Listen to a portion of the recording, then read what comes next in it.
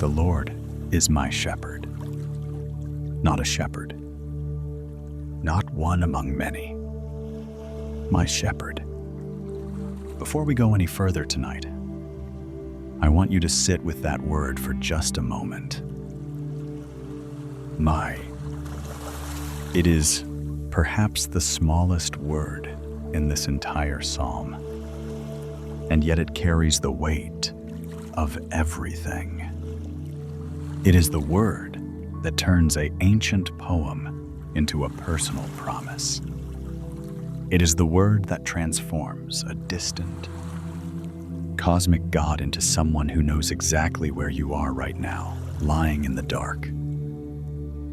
Mind still turning. The day not quite finished with you yet. Tonight, we are going to walk through Psalm 23 together. Slowly.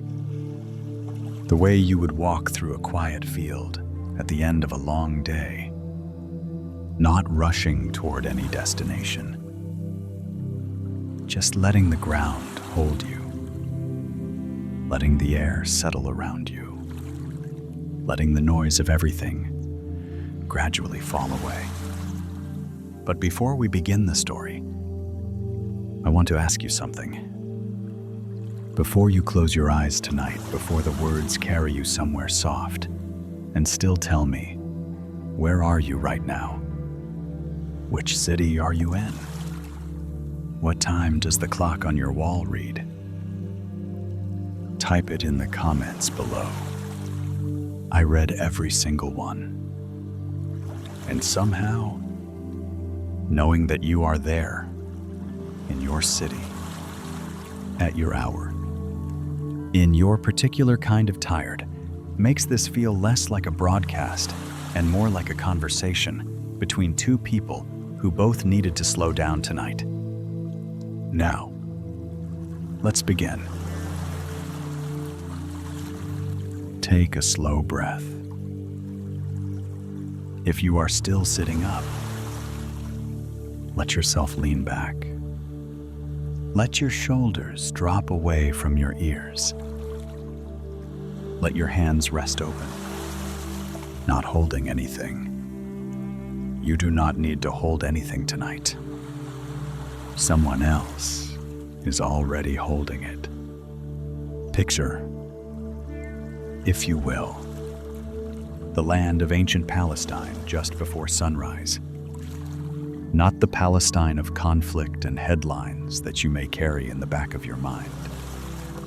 I mean the ancient land, the one that existed long before the noise of modern history arrived. A land of low rolling hills covered in pale grass that catches the early light like threads of silver. A land where the air before dawn smells of dust and thyme, and something faintly cool that rises up from the valleys below. A land where the sky is so full of stars that even the shadows seem to glow at the edges. This is where our story begins. Not in a palace, not in a temple, in a field. And in that field, a boy. His name is David.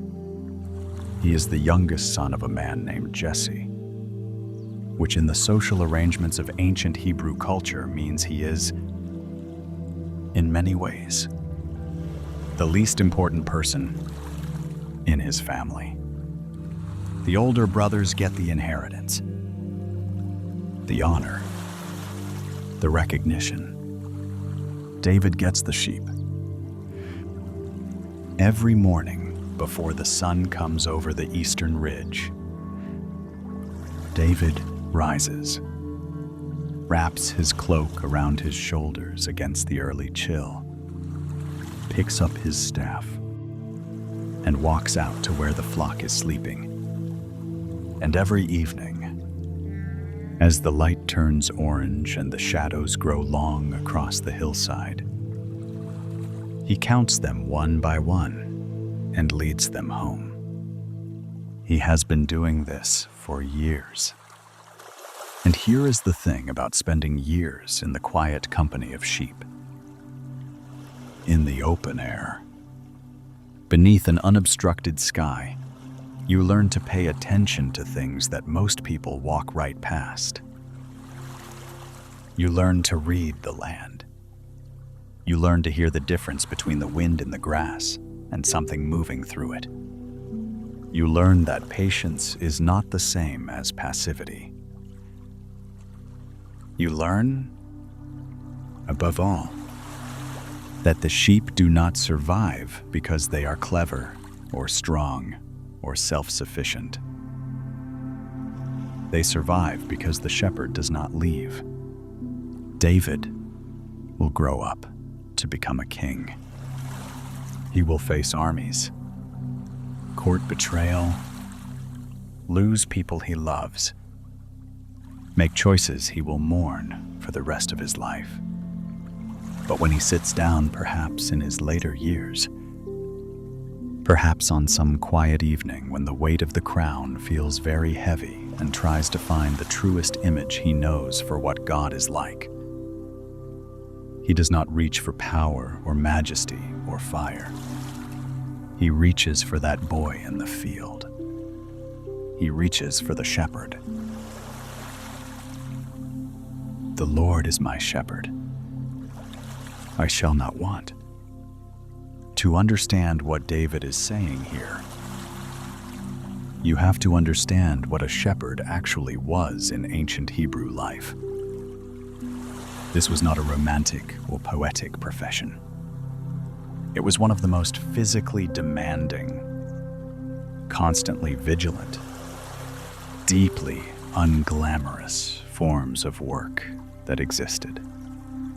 A shepherd in ancient Palestine walked enormous distances every single day. He slept outdoors in all weather. He was responsible for knowing every single animal in his care, not just as a group, but as individuals. He knew which ones tended to wander.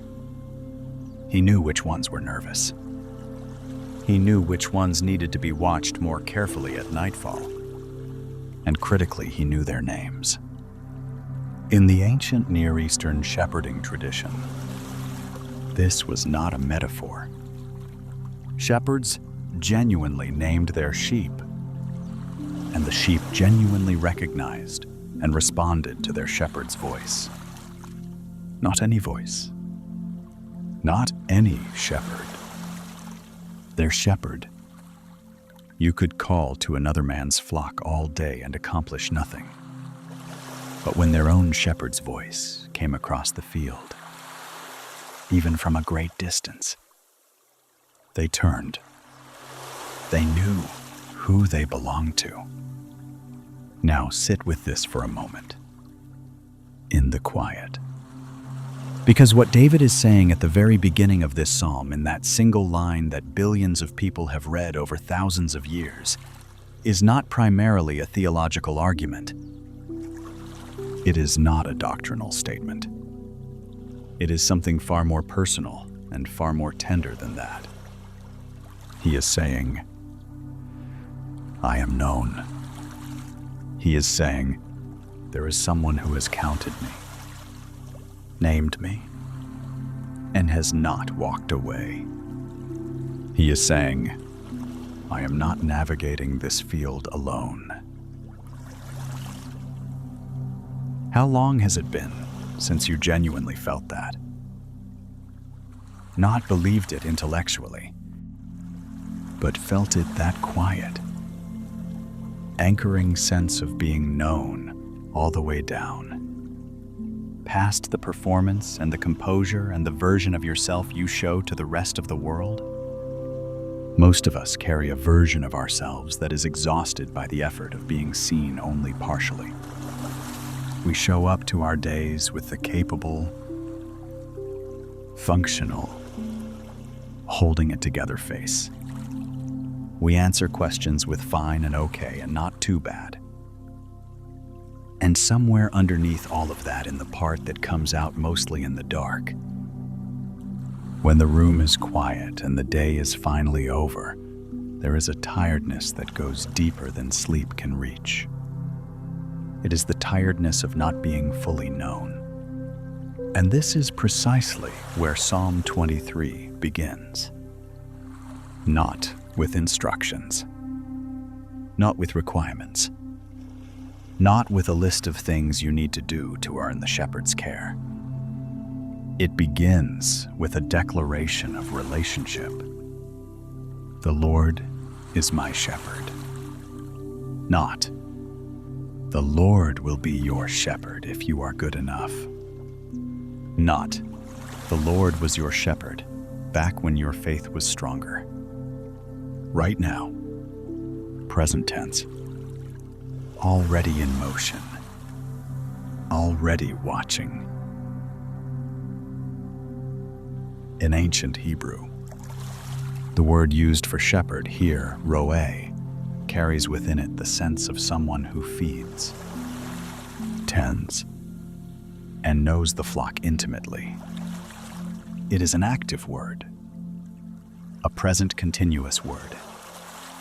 It does not describe a title or a position so much as an ongoing practice of care. The Lord is shepherding you right now, even in the confusion, even in the doubt, even in the season where your prayers feel like they are bouncing off the ceiling and nothing seems to be moving, and you have been faithful for so long and you are just so very tired. The shepherd has not put down his staff. He has not turned back toward the village. He is still in the field with you. David knew what it was to feel alone in a field. He spent years of his early life in exactly that solitude, not the chosen, comfortable solitude of a meditation retreat, but the obligatory, unrecognized solitude of the youngest child, given the least important job and sent out before dawn. There are scholars who suggest that many of the Psalms attributed to David carry the emotional texture of those long, quiet years in the hills around Bethlehem. The loneliness, the sense of being overlooked, the particular kind of self-questioning that sets in when you are young and unknown, and the world does not appear to notice that you exist.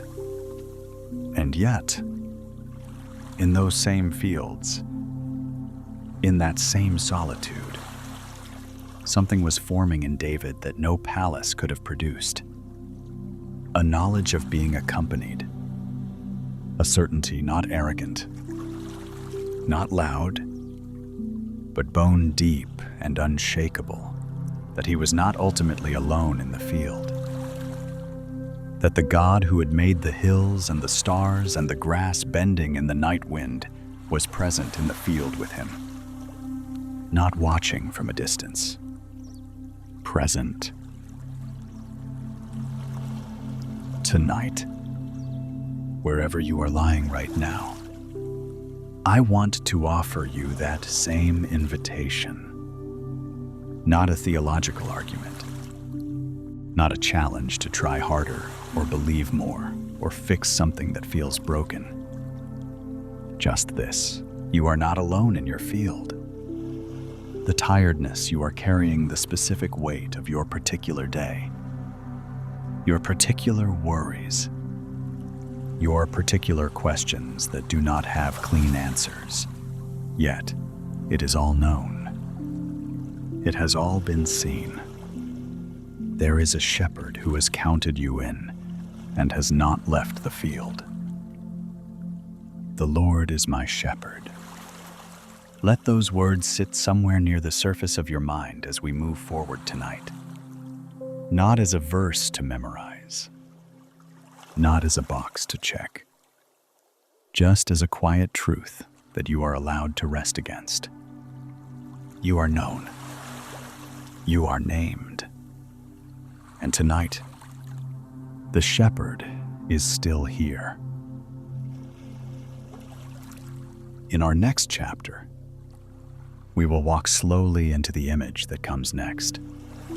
Green pastures, still waters, and the almost impossibly difficult art of simply lying down, of letting yourself stop, of trusting that the field is safe enough to rest in.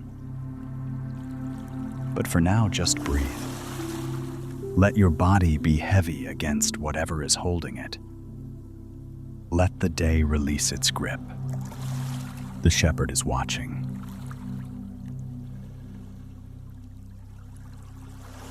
He makes me lie down in green pastures. He leads me beside still waters. Notice something quiet but important in that first line. He makes me lie down.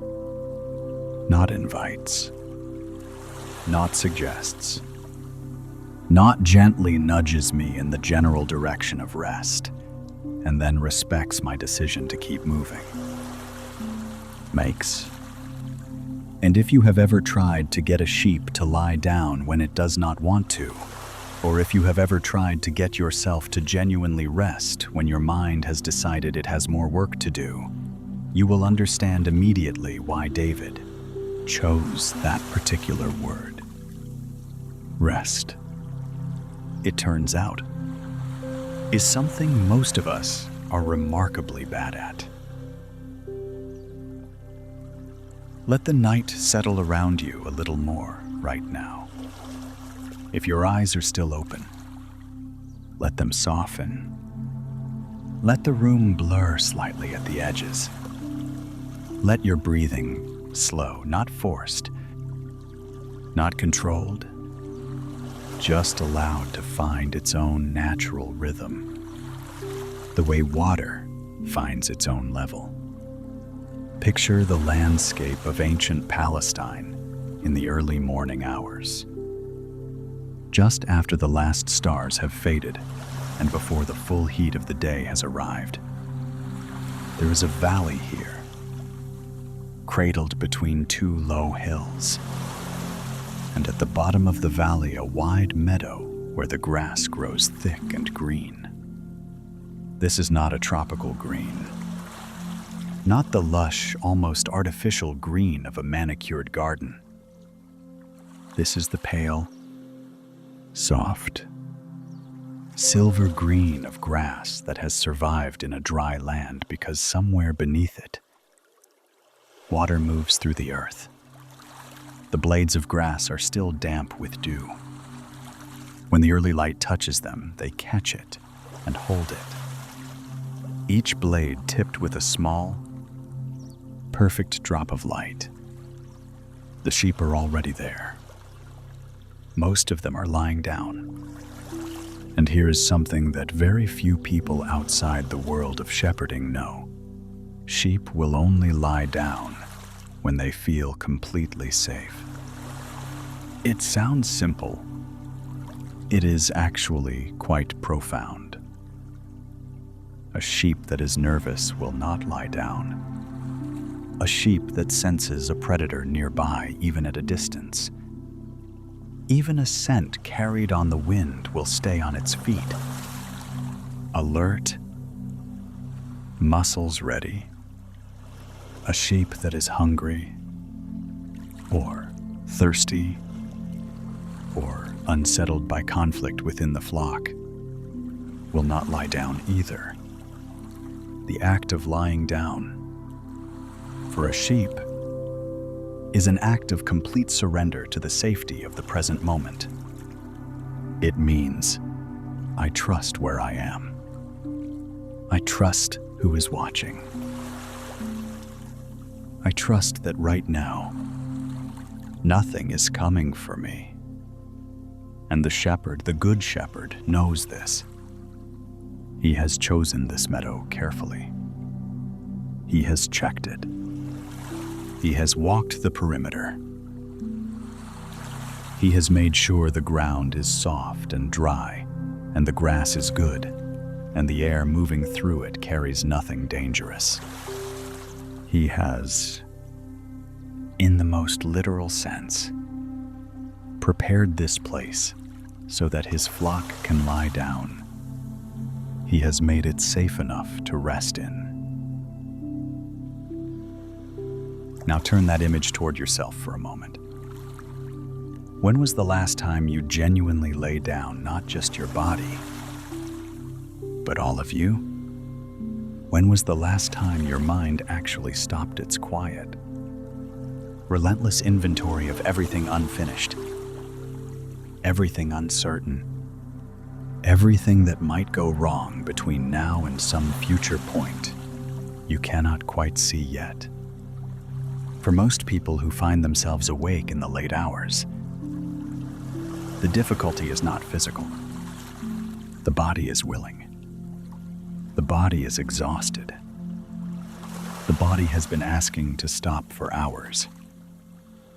It is the mind that will not lie down.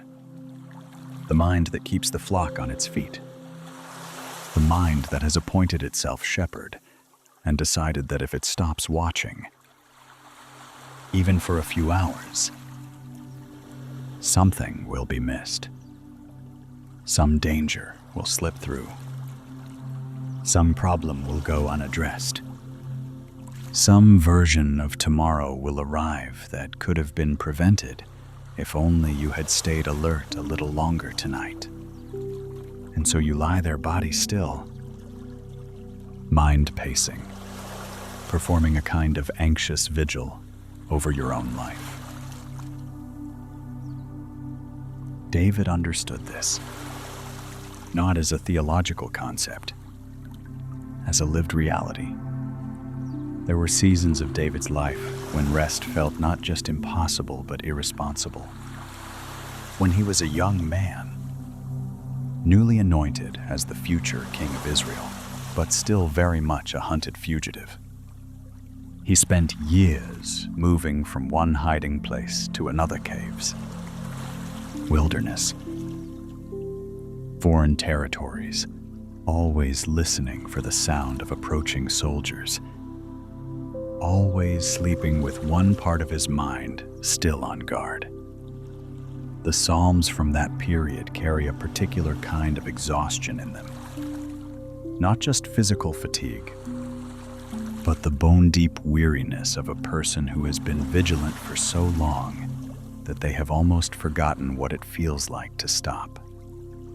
And yet even in those years, even in the caves and the wilderness, David wrote something remarkable. He wrote about sleep.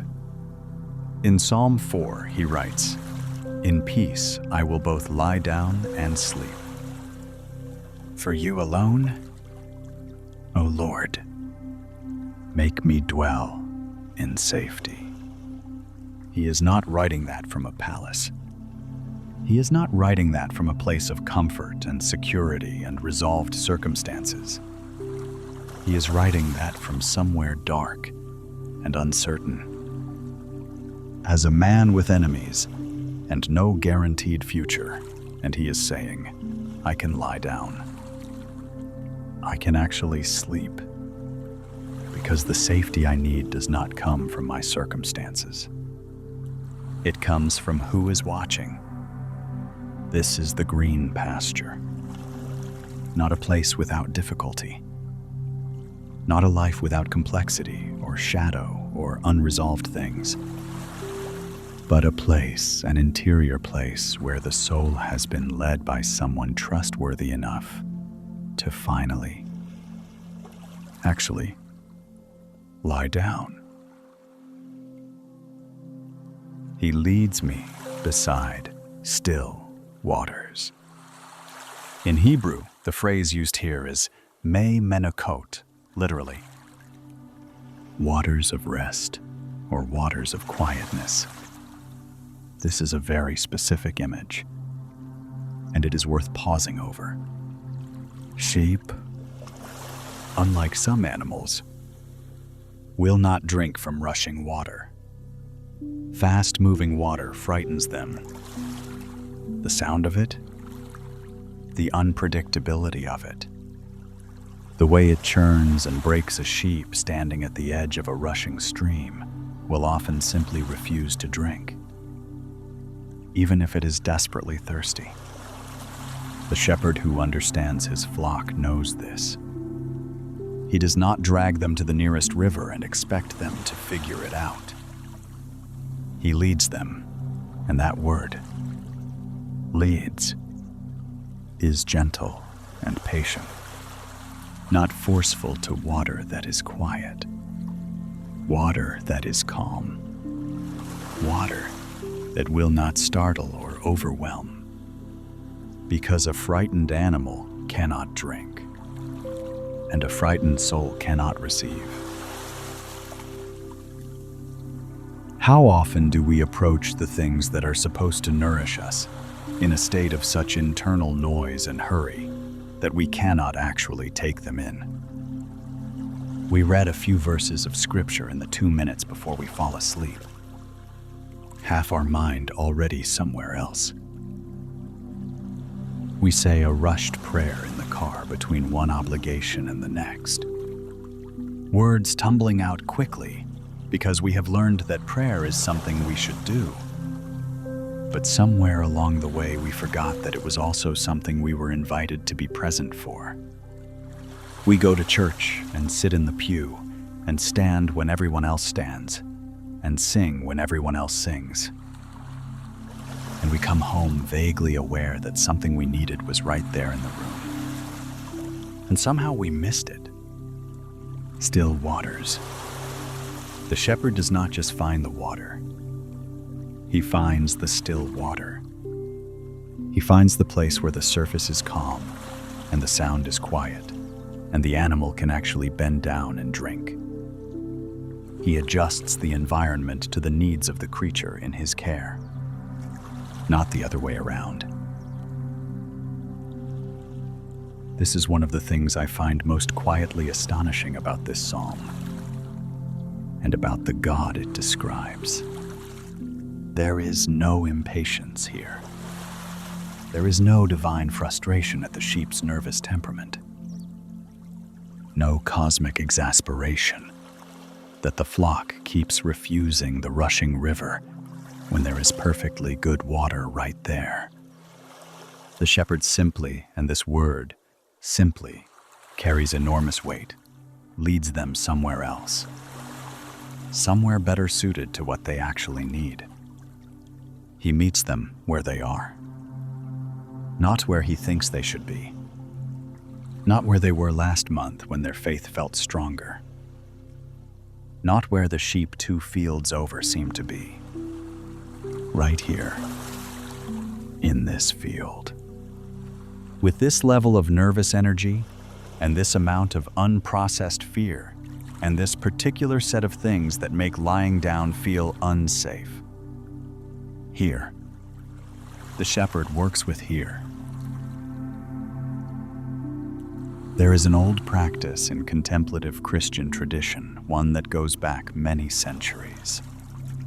Found in the writings of the desert fathers and mothers, the medieval mystics, the quiet streams of Christian spirituality that have always existed slightly apart from the noise of religious performance, of simply becoming still before God, not filling the silence with words, not approaching prayer as a presentation or a performance or a list of requests, just becoming still, letting the internal rushing water settle, waiting for the surface of the soul to go quiet enough that something can actually be received.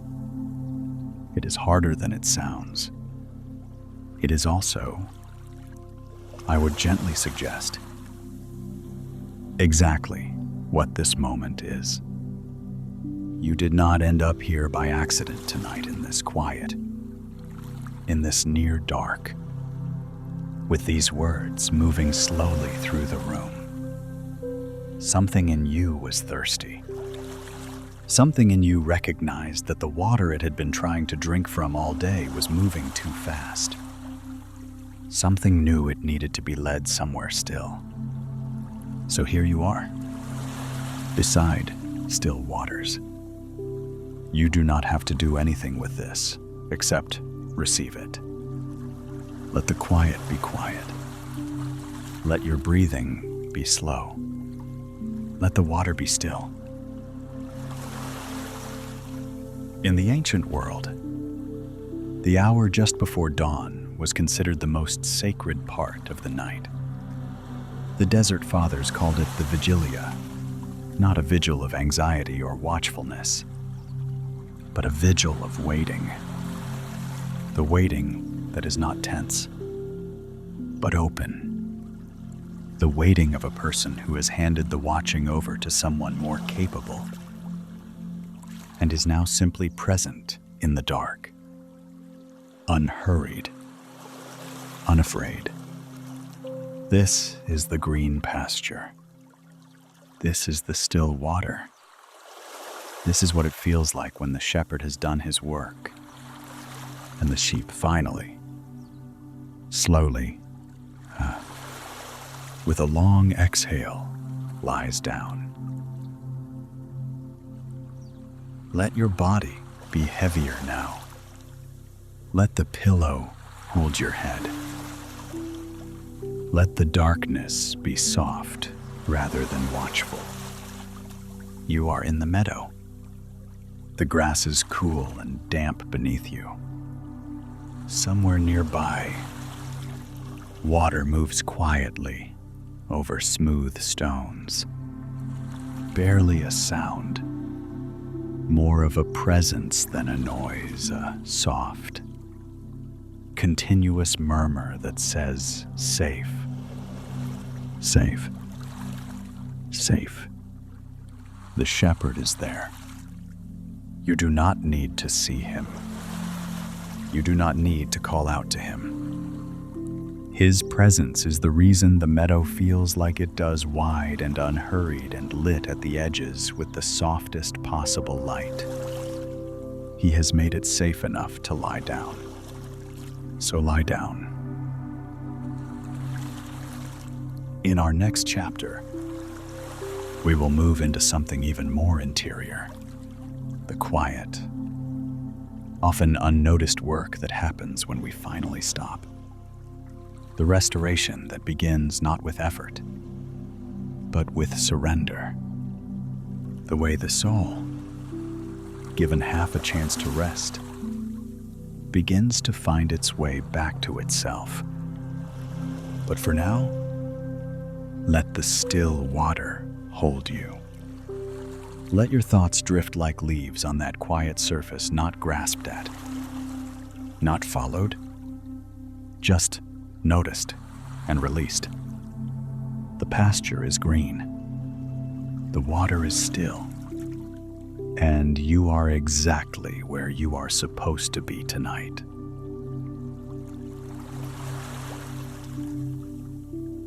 He restores my soul. 3 words in English. 3 words that carry, compressed inside them, the entire weight of what it means to be a human being who has been running on empty for too long. He restores my soul. Not. He fixes my circumstances. Not. He removes everything difficult from my path. Not. He makes sure nothing hard ever finds me again. He restores my soul. The inside thing. The deep thing. The part of you that your circumstances cannot fully reach, but that exhaustion absolutely can. Let the room be quiet around you now. If there are sounds in the house, the settling of walls, the distant hum of something electrical, the soft rhythm of someone else breathing nearby, let them be background. Let them be part of the texture of the night, rather than things that require your attention. You do not need to attend to anything right now. Everything that needs tending tonight is already being tended by someone else. Breathe in. Slowly. Hold it for just a moment. Let it go. Picture the meadow from our last chapter, the pale green grass, the still water nearby, the air that smells faintly of earth and night. The sheep are lying down. The first suggestion of dawn is somewhere far to the east, a barely perceptible lightening at the edge of the sky, as if someone very far away has set down a single candle behind the horizon. The shepherd is sitting, not pacing, not scanning the perimeter with anxious energy, sitting the way a person sits when they are completely at home in a place, when their body knows there is no need to be ready to move. His staff rests across his knees. His breathing is slow. He is watching his flock with the particular quality of attention that has no urgency in it, the watching of someone who is simply present, not waiting for something to go wrong. And in the quiet of that field, something is happening to the sheep that requires no effort on their part at all. They are being restored. The Hebrew word translated as restores in this verse is shub, and it is one of those words that, the more you sit with it, the richer it becomes. At its most basic level, shub means to turn back, to return, to bring something home. It carries the sense of something that has wandered being brought back to where it belongs. Something that has been spent being replenished. Something that has drifted being gently, firmly, returned to its true direction. It is the word used in the Hebrew scriptures for repentance, that turning back toward God. But here, David uses it not as a command or a requirement, but as a description of something the shepherd does, actively, on behalf of the sheep. The sheep does not restore itself. The sheep cannot restore itself. The sheep simply, and this is the part that I find almost unbearably tender, receives the restoration that the shepherd provides. Now I want to ask you something honestly, and I want you to let it land wherever it needs to land tonight. When was the last time you were genuinely restored? Not rested. Rest and restoration are related, but they are not the same thing. You can sleep 8 hours and wake up tired in a way that sleep did not touch.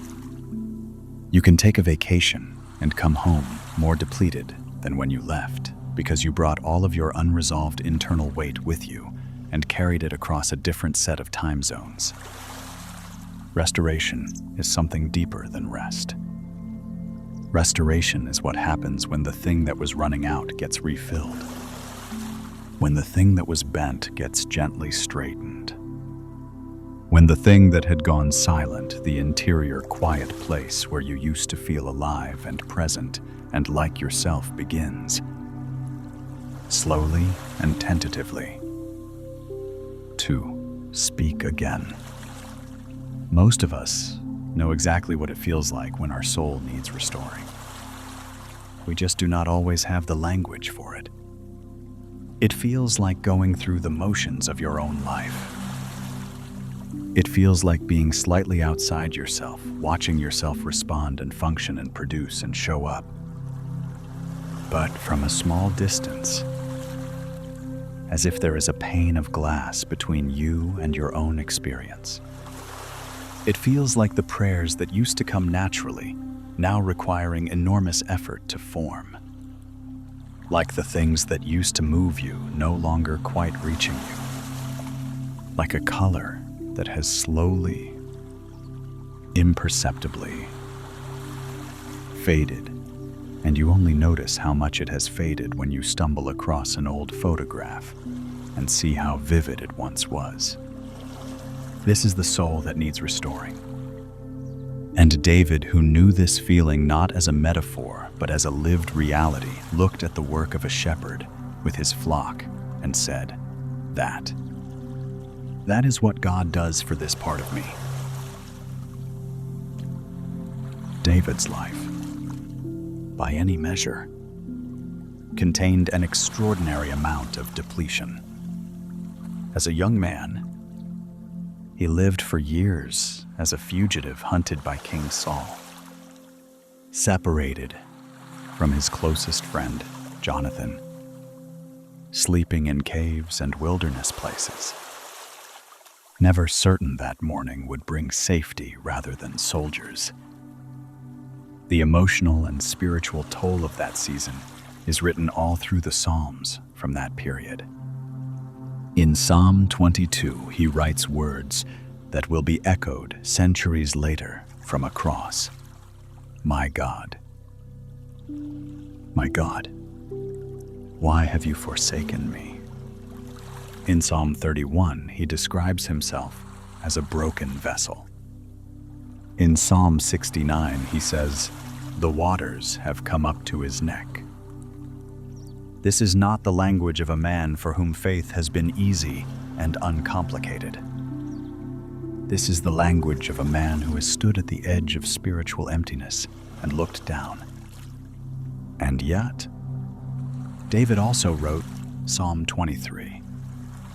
The same man, the same life, the same set of experiences that produced those cries of desolation also produced this extraordinary, unhurried confidence that the shepherd restores what is lost.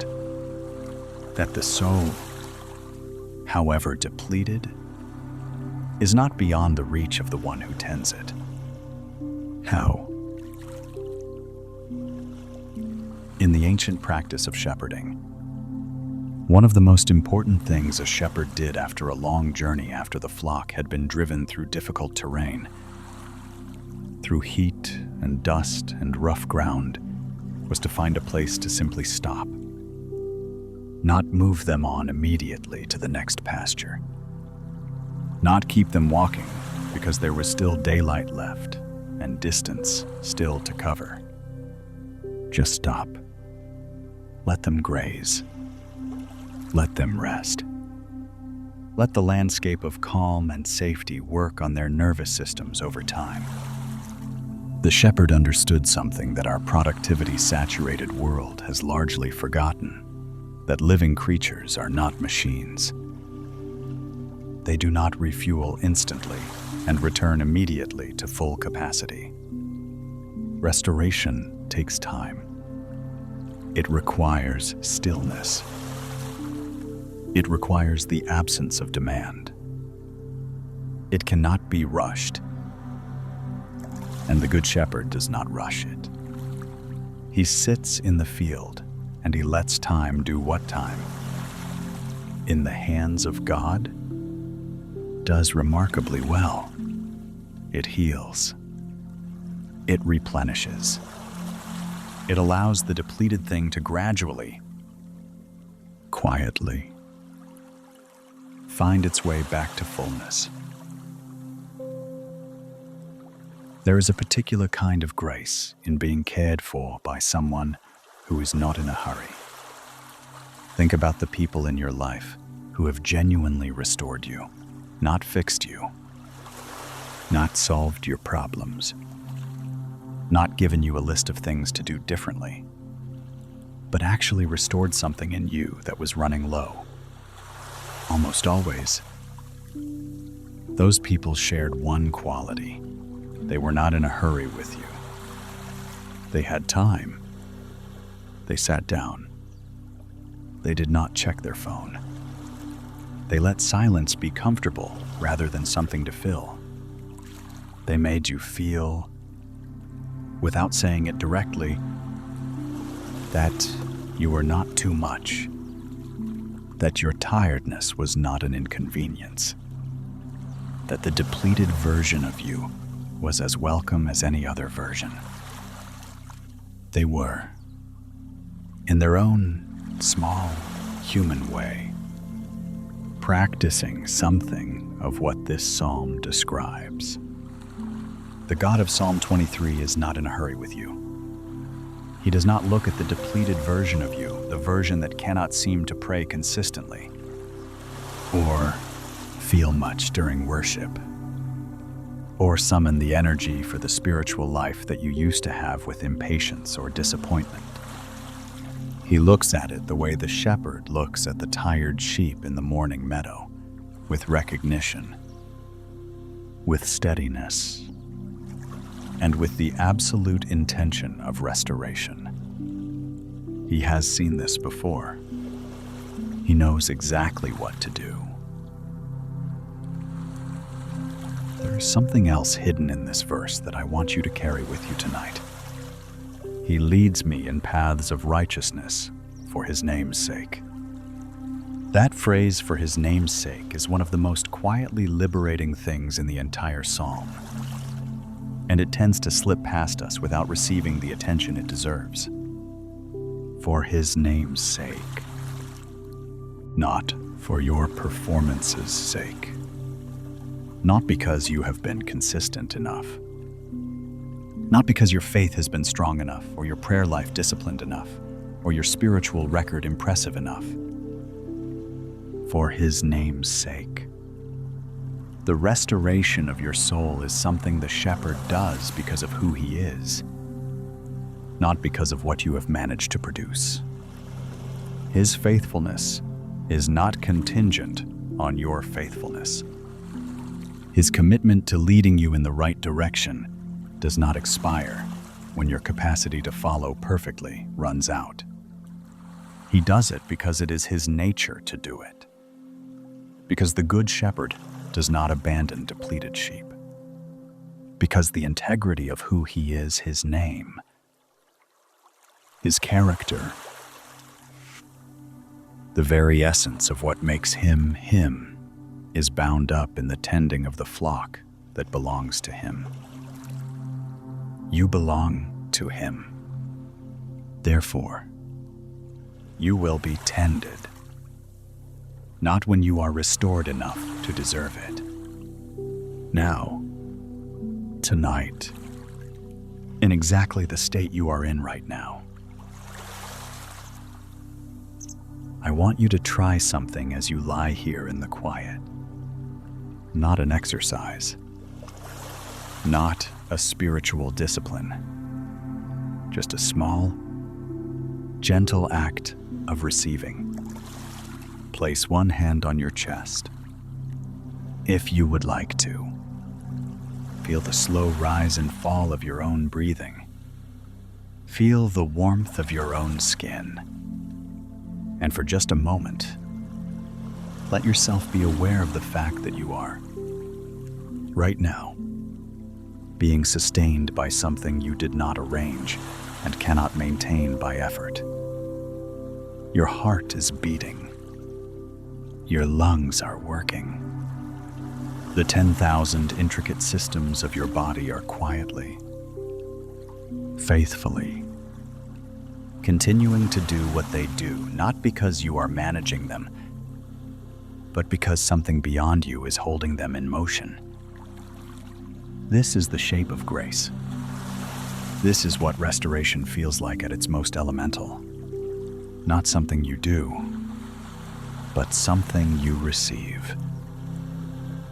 Something that was always already happening. That you are simply becoming still enough to notice. The shepherd is at work. Right now. In the quiet.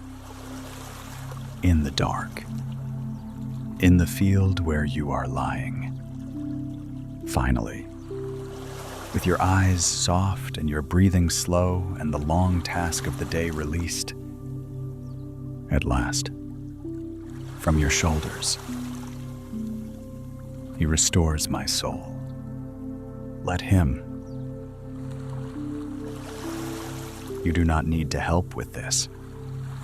You do not need to understand the mechanism or monitor the progress or assess whether it is working. The sheep in the meadow does not lie there anxiously reviewing its own restoration. It's simply, and perhaps this is, the most profound spiritual act available to any of us on any given night. Lets itself be still. Let yourself be still. Let the night be generous. Let the shepherd work in the quiet the way he always has, unhurried. Faithful, tending to the interior places with a care that goes deeper than you can follow or measure or fully comprehend. He knows what is worn. He knows what is empty. He knows the exact shape of what needs to be returned to you. And he is already at work. In our next chapter, we will walk into the part of this psalm that most people find the hardest and the most honest. The valley, the shadow, the stretch of the road that every life eventually includes. Where the path narrows and the light grows thin, and the question is no longer whether you are comfortable, but whether you are accompanied. But that is for the next step of the journey.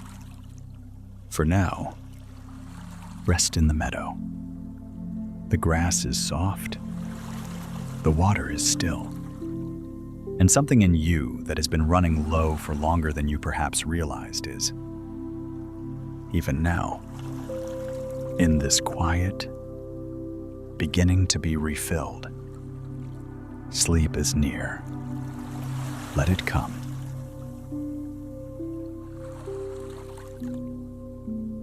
Yea, though I walk through the valley of the shadow of death, I will fear no evil, for you are with me.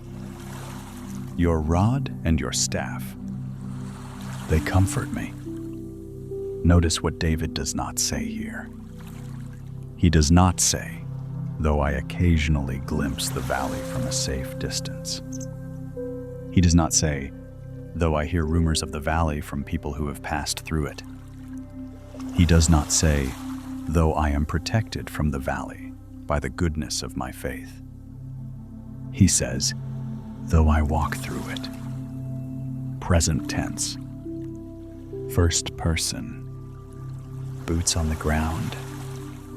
Feet moving.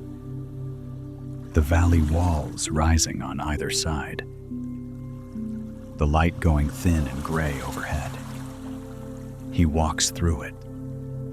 And so, at some point, do we all. Let the room hold you gently right now. Let your body be heavy and still.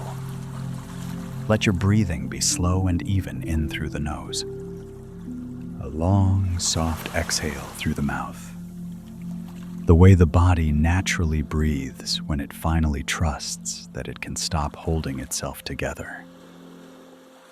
If there is something dark in your life right now, something you have been carrying quietly, something that sits in the back of your mind even on the good days, a grief or a fear or an uncertainty that has been your companion for longer than you would like, I want you to know that this chapter is for you, especially. You do not need to set it aside to receive what comes next. You can bring it with you. The valley is exactly where this psalm has always been most alive. Picture the ancient landscape of Judea in the hours between midnight and dawn. The hills of that region are cut through with deep ravines, narrow valleys carved by centuries of seasonal floods, the walls rising steeply on both sides, the floor strewn with loose stones and dried riverbeds. In the daytime, these valleys are simply part of the terrain. Inconvenient but manageable. But at night, they become something else entirely. The darkness in them is absolute. The walls block what little light the stars provide. Sound moves strangely in them, a voice or a footstep, echoing in ways that make it impossible to tell distance or direction. Wild animals used these valleys as natural corridors, moving through them in the dark hours when shepherds could neither see them coming nor easily defend against them. Every shepherd in that landscape knew these valleys. Every shepherd had walked through them, not around them, through them. Because the good pastures were often on the other side, and the only path to the green meadow sometimes led directly through the darkest stretch of terrain. The valley was not a detour from the shepherd's route. It was part of it. The Hebrew phrase translated as the Valley of the Shadow of Death is Gei Tzalmavet, and scholars have noted for centuries that it is one of the most evocative combinations of words in the entire Hebrew scriptures. Gai means valley or ravine. Tzalmavet is a compound word, tzal meaning shadow, and mavet meaning death. Some translations render it as the darkest valley or the valley of deep darkness, trying to capture the sense without the weight of the literal phrase. But David chose Tzalmavet. He was not reaching for a gentle metaphor. He was reaching for the most honest word available to him for what certain seasons of life actually feel like, that particular quality of darkness that is not simply the absence of light, but the presence of something that makes you aware in your bones of your own fragility. The darkness where you become conscious of how thin the line is between what you have and what you could lose. Every human life, lived long enough, passes through some version of this valley. The phone call that changes everything. The diagnosis that reorders your entire sense of the future. The relationship that comes apart in ways you could not have predicted and cannot fully explain. The season where the faith that used to feel solid and present begins to feel distant and uncertain. And you lie awake, wondering whether what you believed was real and what the silence means. The grief that does not resolve on any schedule that the people around you find comfortable. The long middle of a hard thing, where the beginning is too far behind to draw strength from, and the end is not yet visible enough to draw hope from. And you are simply walking through. David wrote this psalm as a man who had walked through valleys, not as a man who had been spared them. The years he spent as a fugitive from Saul were a valley. The death of his closest friend Jonathan was a valley. The consequences of his own worst choices, the devastating moral failures that marked the middle years of his life and set in motion a cascade of pain that would follow him for decades. Those were valleys so dark that the shadow of them falls across page after page of the Psalms attributed to him. David is not offering you the faith of a man who has never suffered. He is offering you the faith of a man who has suffered and has found, in the middle of the darkest places, that he was not alone there. This is the testimony that actually holds weight. Not, I have been protected from the valleys, but I have walked through them, and I can tell you what I found inside. What David found inside the valley was not what he feared. He did not find abandonment. He did not find a shepherd who had turned back at the edge of the dark terrain and was waiting at a comfortable distance for the flock to make it through on their own. He did not find silence where presence used to be.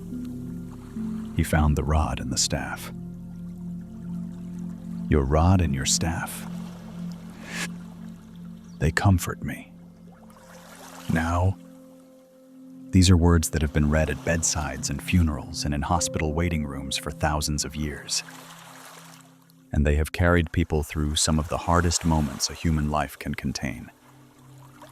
But I want to slow down on them for a moment, because what they mean in their original context is even more specific and more tender than the general sense of divine comfort that we tend to take from them. The shepherd's staff, the long wooden crook, the one you have seen in paintings and stained glass windows, was the tool of guidance. It was long enough to reach a wandering sheep at a distance and bring it gently back toward the flock without alarming it. It was used to lift a sheep that had fallen into a crevice, to steady an animal on uneven ground, to guide the flock around obstacles they could not see or navigate alone. The staff was always in the shepherd's hand. It was the constant, visible reminder that the shepherd was present and attentive and engaged. The rod was something different. Shorter, heavier, more like a club than a walking stick. It was the shepherd's weapon of defense. He carried it to protect the flock from predators, not as a symbol, as an actual tool. Worn smooth with use, thrown with accuracy when a threat appeared at the edge of the flock, held ready in the darkness of those narrow valleys where wild animals moved. Together, staff and rod, guidance and protection, they represent the full presence of the shepherd in the most vulnerable terrain. He has not sent you into the valley with a map and his best wishes. He is in the valley with you, staff in one hand, rod in the other. There is something in the original Hebrew text of this verse that tends to disappear in translation. And I want you to have it tonight, because I think it matters enormously. Up to this point in the psalm, David has been speaking about God. He makes me lie down. He leads me. He restores my soul. He leads me in paths of righteousness. Third person, descriptive. The language of someone reflecting on their relationship with God from a position of calm retrospect. But when David enters the valley right here, in verse 4, something shifts. The grammar changes. David stops saying he and starts saying you. For you are with me. Your rod and your staff, they comfort me. The valley is where the relationship becomes direct. The valley is where the distance between talking about God and talking to God collapses entirely. Because in the darkest places, the theological distance, the studied, composed, third-person distance of someone describing their faith from the outside is no longer sufficient. In the darkest places, you do not need a description of the shepherd. You need to feel his presence. You need the second person. You need to turn and find him there and say you. You are here. You are with me. I have heard people say that their faith became real to them, not intellectually convincing, but real, felt, present in the darkest season of their life. Not despite the valley, but inside it. As if the very conditions that they feared would destroy their faith were the conditions that finally stripped away everything secondhand and left only the direct encounter. This is what David is describing. For you are with me. I want to be honest with you about something, because I think you deserve honesty more than you need comfort that costs nothing. Walking through the valley does not always feel like being accompanied. Sometimes it feels like the loneliest thing in the world. Sometimes the valley is so dark and so long that the faith you brought into it begins to feel thin, and the promises begin to feel distant, and the very language of this psalm begins to feel like something true for other people, people whose faith is stronger, whose valleys are shorter, whose experience of God is more vivid and reliable than yours has been lately. If that is where you are, I want you to know David was there too. Read Psalm 88, sometime the darkest psalm in the entire collection. A psalm that ends not with resolution, but with the single word, darkness. There is no triumphant conclusion, no sudden breaking of the clouds. Just a person in the dark, still speaking to God even when God feels entirely absent. And here is what I find in that. The speaking is itself the faith, the turning toward, even when you cannot feel the presence you are turning toward. The continued walking, one foot and then the other, through the terrain that has no visible end. The refusal to stop, not because you feel confident, but because something in you, deeper than feeling, knows that there is a shepherd somewhere in this valley, rod and staff in hand, and that the path does go through and does come out the other side. This is not the faith of perfect clarity. This is the faith of the valley, and it is, I would gently suggest, one of the most genuine and hard-won forms of faith that exists. There is an old image in Christian spiritual writing found in the writings of various contemplatives across many centuries of the dark night as a form of deepening rather than abandonment. The idea that the felt absence of God in certain seasons is not evidence that God has left, but evidence that something is being formed in the soul that could not be formed in the light, a kind of root growth that only happens in the dark, unseen, underground, slow, but oriented always toward what is above. The valley, in this reading, is not a punishment.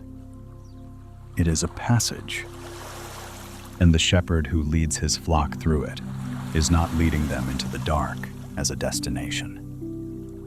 He is leading them through it toward the table on the other side, the one we will come to in the next chapter, set in green and open country, spread with more than enough for everyone who made it through. Though I walk through the valley of the shadow of death, I will fear no evil. Not, I will feel no fear. Not, the valley will not be dark. Not, the journey will be short or the terrain will be easy. I will fear no evil. There is a difference, a real and important difference between feeling afraid and being governed by fear. Between the emotion of fear, which is simply what a body and a soul do in the presence of danger or uncertainty, and the surrender to fear that causes a person to stop walking, to lie down in the valley and refuse to move, to build their life around the management and avoidance of everything that frightens them. David is not claiming to be without fear. He is claiming that fear will not be the thing that determines his direction, because he knows who is walking beside him, because he has felt the staff against his side in the dark, because the rod is in the shepherd's hand. and the shepherd has not left. Let the darkness of the room around you be soft right now. Not threatening, just dark. The way nighttime is dark, the natural, gentle dark of the world at rest. The dark that has always been the companion of sleep and dreaming, and the slow repair that happens in the hours when the day is done. If you are carrying a valley season right now, you do not need to solve it tonight. You do not need to find the end of it, or understand it, or extract its lesson before you are allowed to sleep. You are allowed to be in the middle of it and still rest. You are allowed to not know how long it lasts, or what it means, or what comes next. You are allowed to simply walk. One breath, then the next. The shepherd's staff is somewhere in the dark beside you. The rod is in his hand. He has walked this valley before. He knows exactly where the path goes, and it goes through. In our next chapter, we will emerge from the valley and find ourselves at a table one of the most unexpected, and, when you look at it closely, one of the most quietly defiant images in this entire psalm. A table set not after the enemies have been defeated, not in some future place of safety and resolution, but right here, right now, in the presence of everything that has not yet been resolved. A feast in the middle of the hard thing.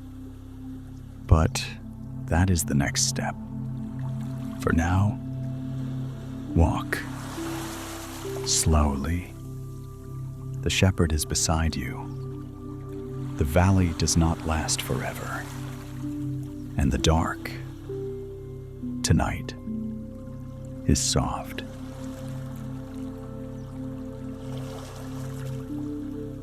You prepare a table before me in the presence of my enemies.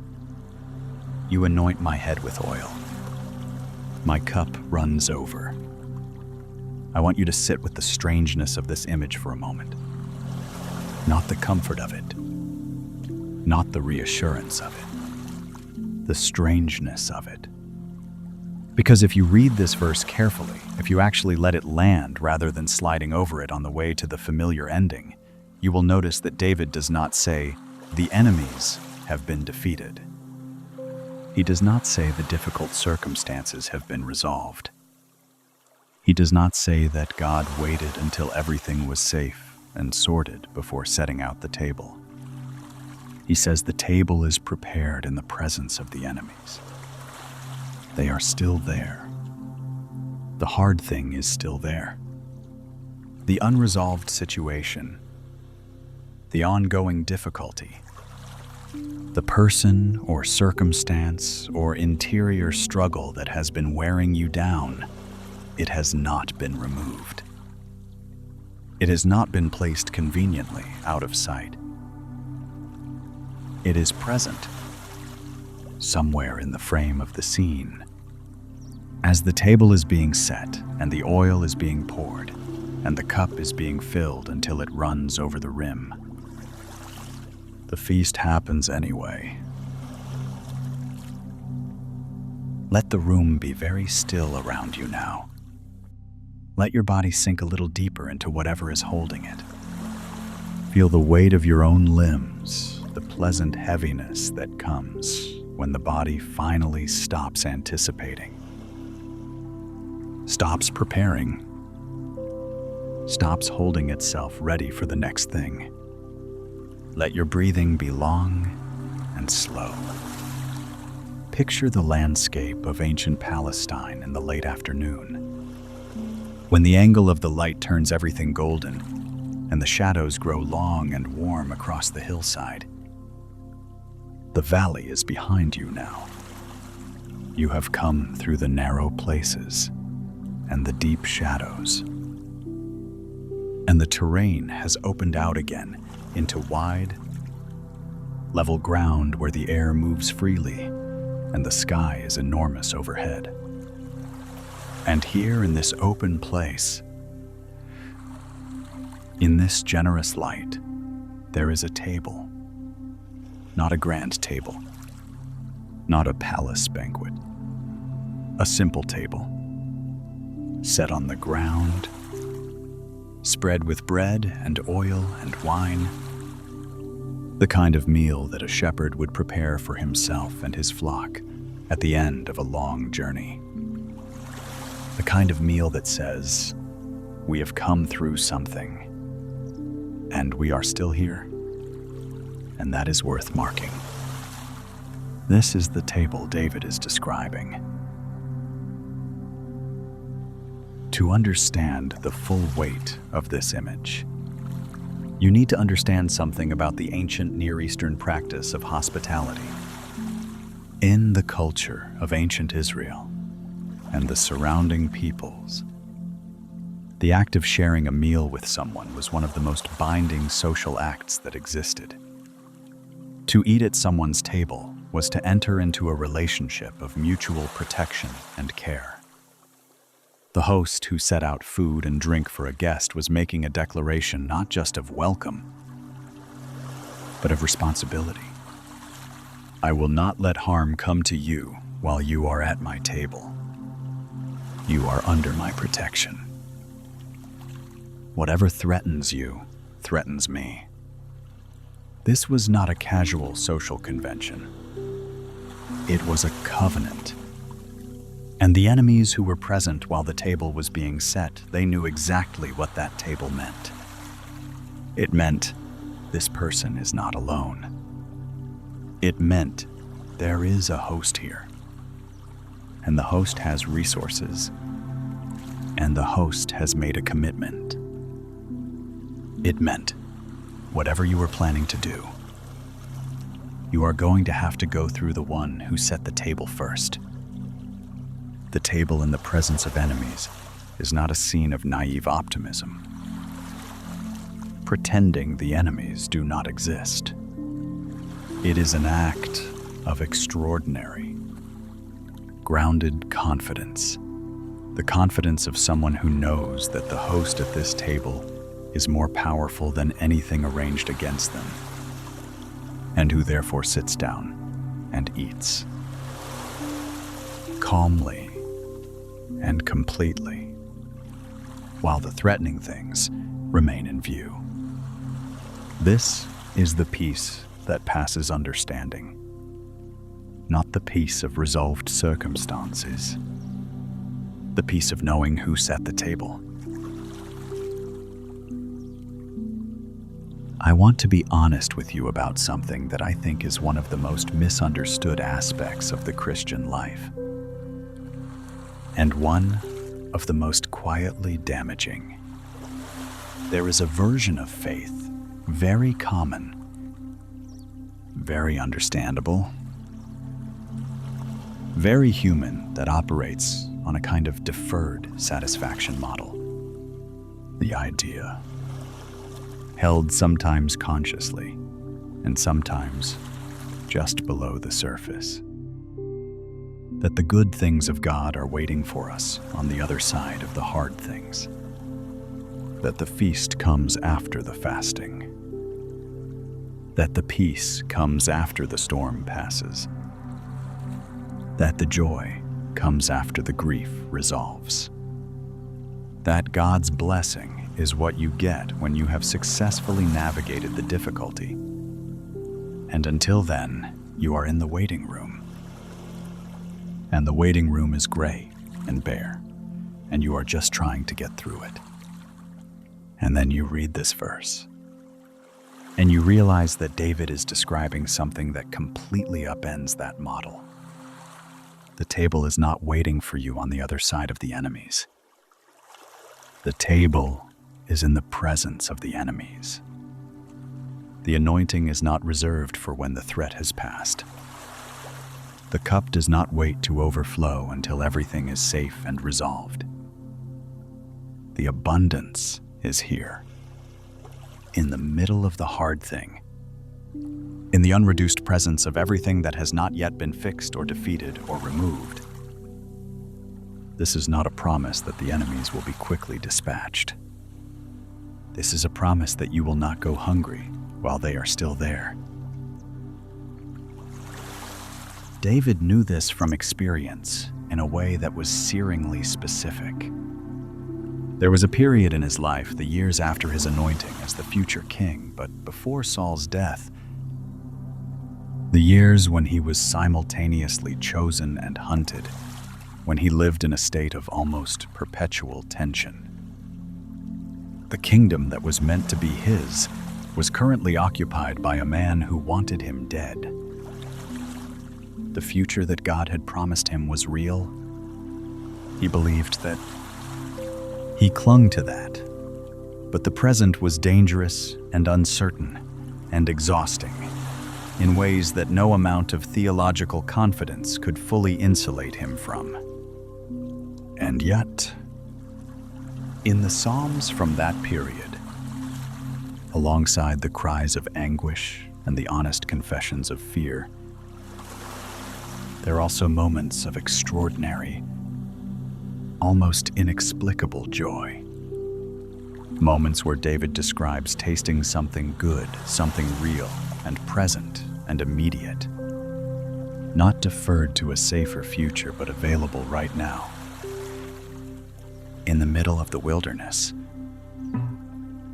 in the middle of the uncertainty, in the presence of everything that was still unresolved. You have put more joy in my heart than they have when their grain and wine abound. He writes in Psalm 4, written from the wilderness, addressed to a God whose provision David is experiencing, not as comfort from a distance, but as abundance in the present moment. The table was already set.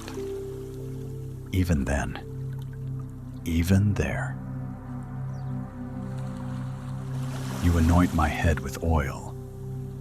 In the ancient world of the Hebrew scriptures, oil carried multiple layers of meaning, all of them relevant here. Oil was practical. Shepherds carried oil with them to treat the wounds of their sheep, the cuts and abrasions that came from rough terrain, the irritations caused by insects, the injuries from thorns and stones. At the end of a long day's journey, a good shepherd would examine each animal carefully, one by one, and apply oil to any wound he found.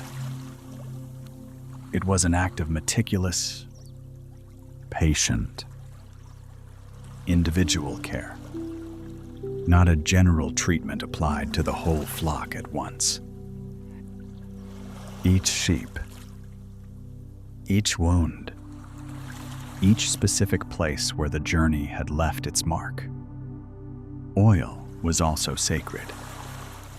In the tradition of ancient Israel, oil was used to anoint kings and priests to mark them as set apart, chosen, consecrated for a purpose. When Samuel anointed the young David in the presence of his brothers, the act of pouring oil over his head was the physical, visible declaration of something invisible and eternal. This one. This is the one. I have chosen him.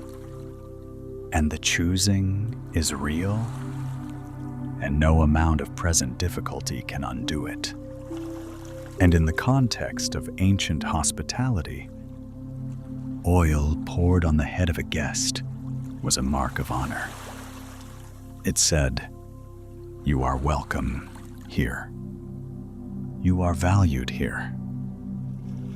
You are not merely tolerated at this table, you are celebrated." All of these meanings, healing, consecration, honor, are present in this single image. The shepherd who is also host is also the one who anoints. He sees the wounds from the journey. He honors the traveler who made it through. He marks you as belonging to him, not despite the valley you have walked through, but in full knowledge of it. My cup runs over. There is something almost playfully extravagant about this image, and I do not think it is accidental. Not, my cup is adequately filled. Not, my cup reaches the appropriate level for my needs. Not even, my cup is full. My cup runs over. More than enough. Abundance beyond what can be contained. The generosity of God in this image is not a careful, measured, precisely calibrated provision that gives you exactly what you require and no more.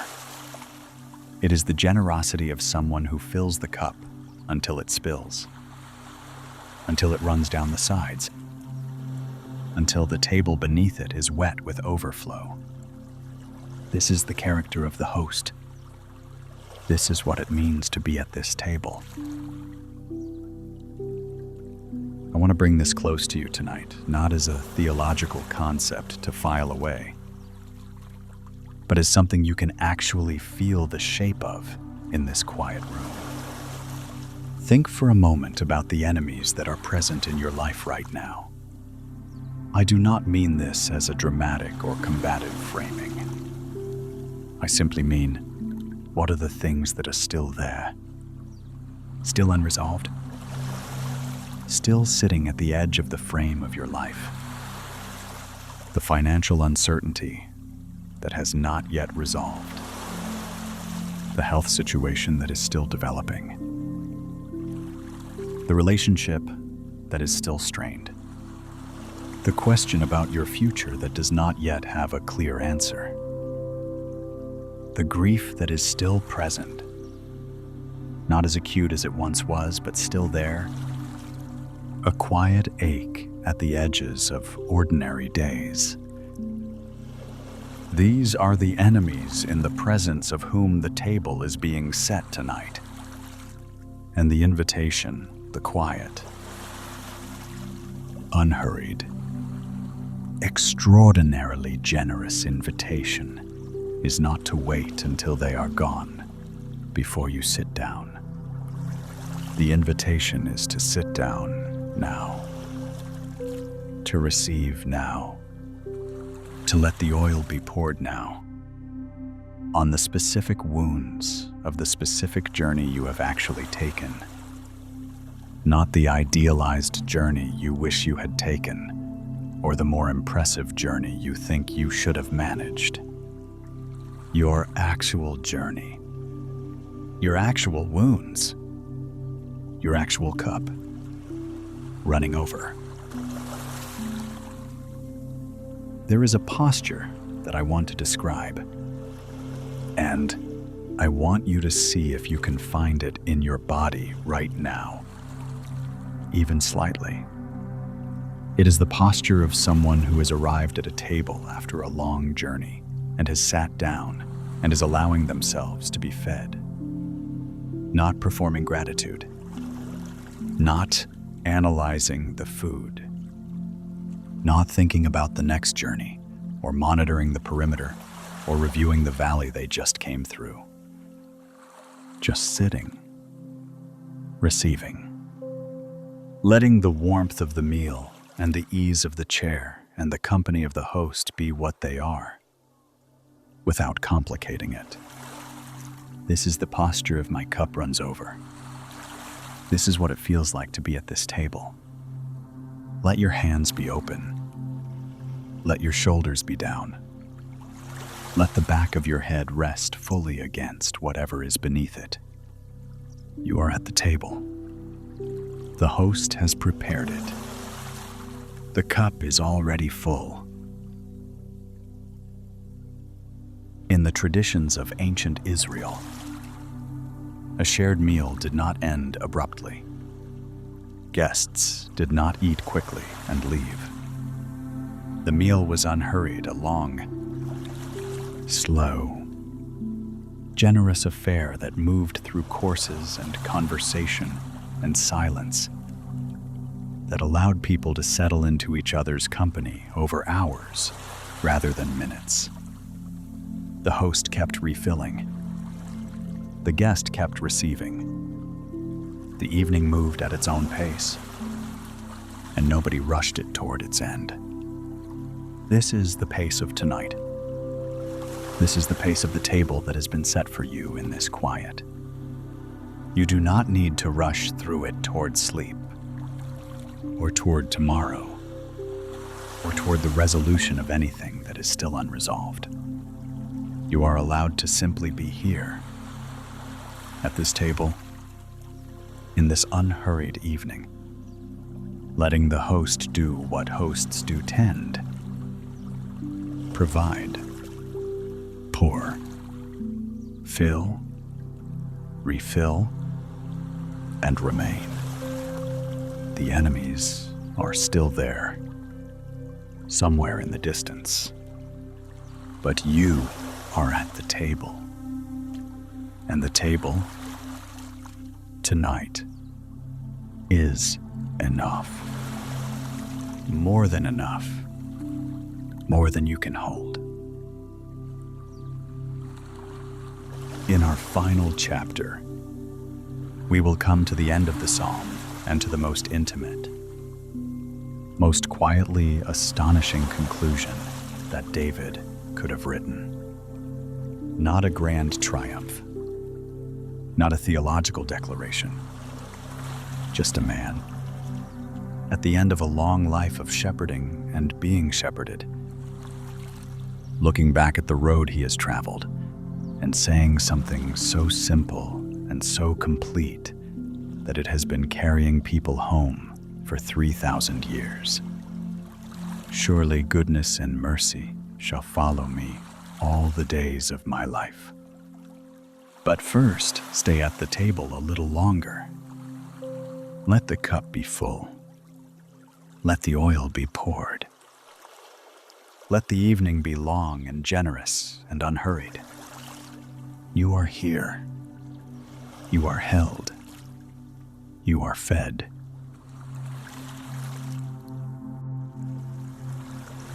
Surely goodness and mercy shall follow me all the days of my life, and I will dwell in the house of the Lord forever.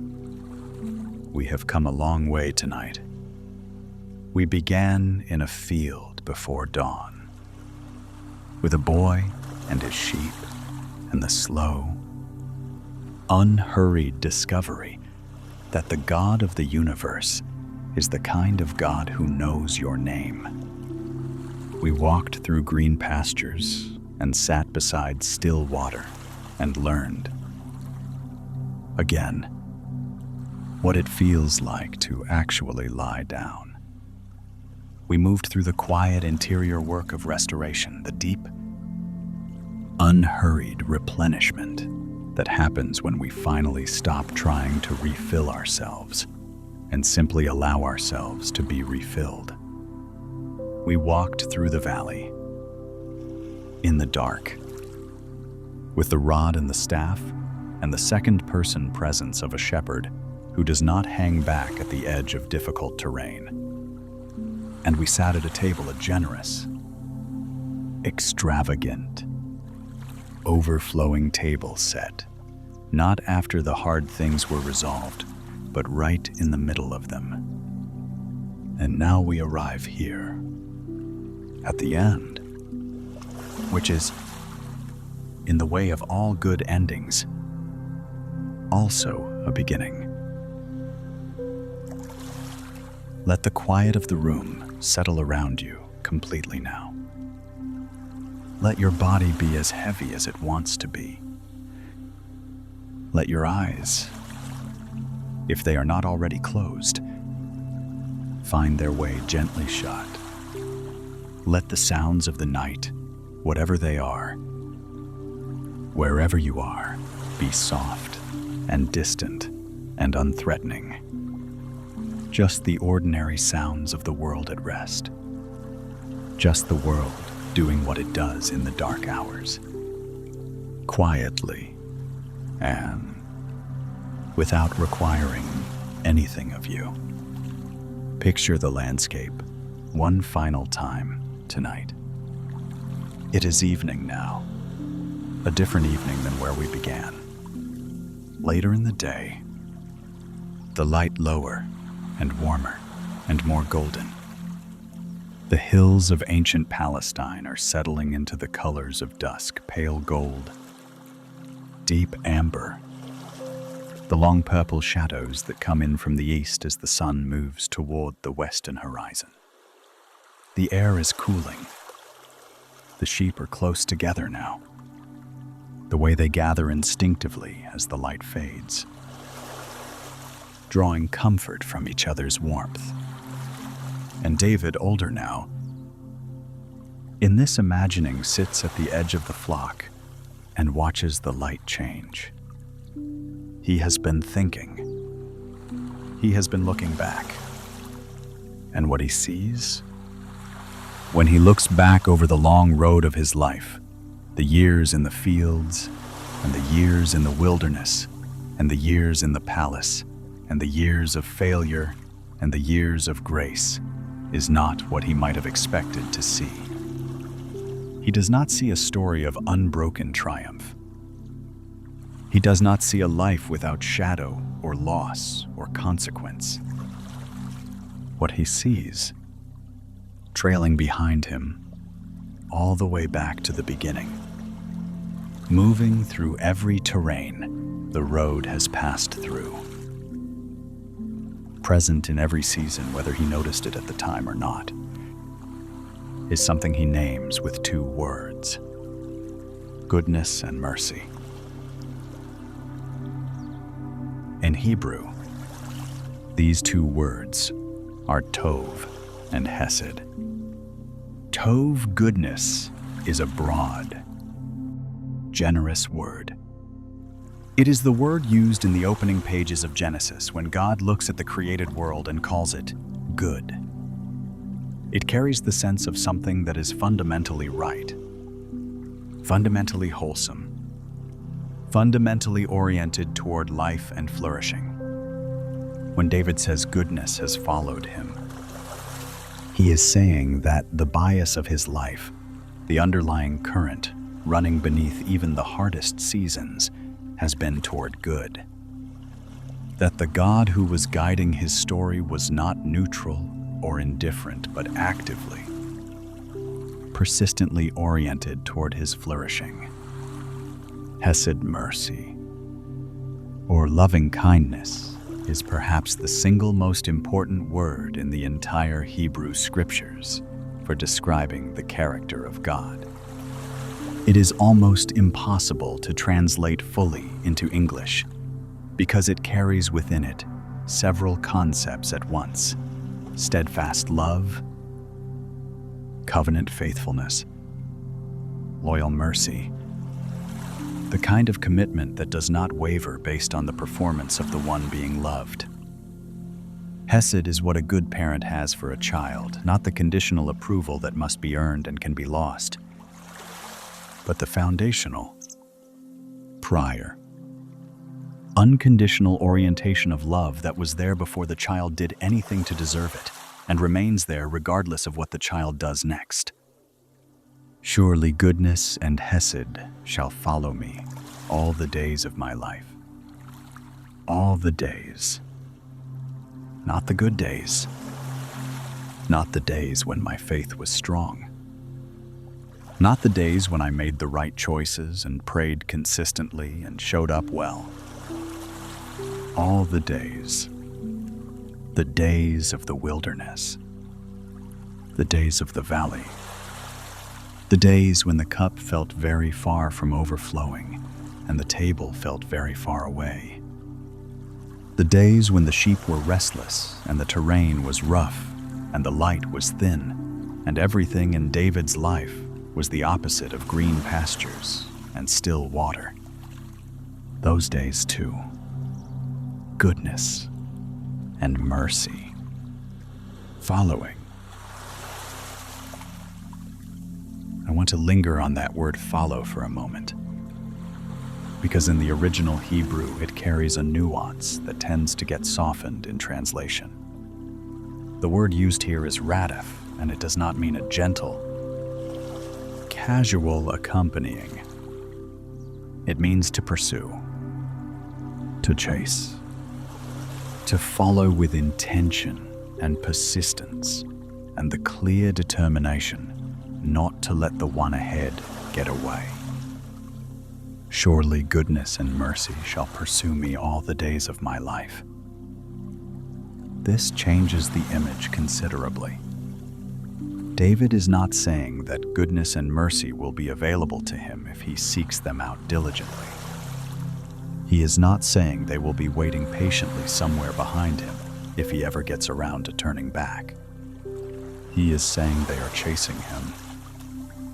That the love of God is not passive or waiting, but active and pursuing, moving through every terrain of his life with the same relentless, faithful, unstoppable intention that a good shepherd moves through a field when one of his sheep has wandered into danger.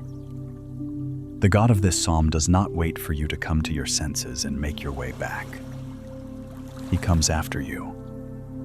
Goodness and mercy, moving through the world, through your history, through the seasons you remember with gratitude and the seasons you would rather forget, through the valleys and the tables and the green places and the dark places, pursuing you all the days, every single one. There is something quietly extraordinary about the fact that David ends this psalm not with a shout, but with a whisper. Not with a declaration of triumph over enemies. Not with a recounting of all the battles won and prayers answered and dramatic rescues accomplished. He ends with something so small and so simple and so complete that it has lived in the hearts of people across 3,000 years of human history without losing a single degree of its warmth. I will dwell in the house of the Lord forever. The word dwell in Hebrew, shavat, in some readings. Yashav in others carries the sense of settling in, of making oneself at home, not visiting, not passing through on the way to somewhere else, living there. The way you live in a place that is yours, where you know where everything is, where the light comes in, where the drafts are in winter and the cool spots are in summer, where you can walk in the dark without bumping into things because your body knows the shape of the space. David is not describing heaven as a distant destination to be reached after death, though that reading is certainly present in the tradition. He is describing something available in the present, the experience of being so completely at home in the presence of God that the question of where you belong is simply no longer a question. This is home. Here is where I live. Not visiting. Not performing. Not passing through on the way to a faith that feels more certain or a life that feels more resolved. Dwelling. I want to bring this home, really home, in the most personal way I can. Because I think there is a version of the Christian life that many sincere, earnest, genuinely seeking people are living that is exhausting in a way it does not need to be. A version where the relationship with God feels perpetually provisional, like you are staying in a hotel rather than living in a house, where you are a guest who must be on your best behavior rather than a child who has come home.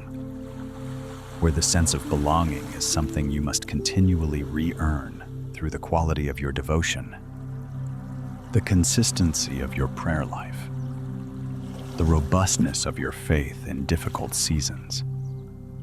And David, who failed enormously, who sinned catastrophically, who had seasons of spiritual distance that lasted years and left marks that lasted a lifetime. David ends this psalm with the most settled, unqualified, uncaveated declaration of belonging that you will find anywhere in Scripture. I will dwell in the house of the Lord forever. Not, I will try to earn my place at the table. Not, I will dwell there, provided I can maintain a sufficient standard of faithfulness. Not even, I hope to dwell there someday.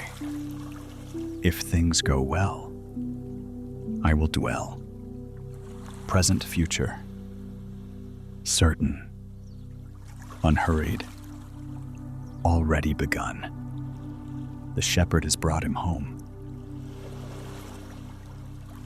And now, I want to speak to you directly, you, specifically, wherever you are lying right now, in your city, at your hour, in your particular kind of tired. You do not need to have everything figured out before you are allowed to feel at home in God's presence. You do not need to resolve the doubts or fix the inconsistencies in your spiritual life, or achieve a level of faith that finally feels solid enough to justify the sense of belonging. The belonging is not the reward for the faith. The belonging is the ground the faith grows out of. The house is not something you earn your way into. It is the place from which you move through everything else, the green pastures, and the still waters, and the valley, and the table, and all of it. You already live here. You may not always feel it. There will be seasons. David had them. Every honest believer has had them, where the house feels distant and the shepherd feels absent, and the goodness and mercy that are supposedly pursuing you feel very far behind. Those seasons are real. They are part of the road. They do not mean the shepherd has stopped. They mean you are in the valley. And the valley, as we have already established tonight, has another side. Let me offer you something to carry into sleep. Not a task. Not a discipline. Not something to work on tomorrow. Just an image soft and simple and entirely available to you right now. In this moment, in this room, in this particular quiet, at the end of this particular day.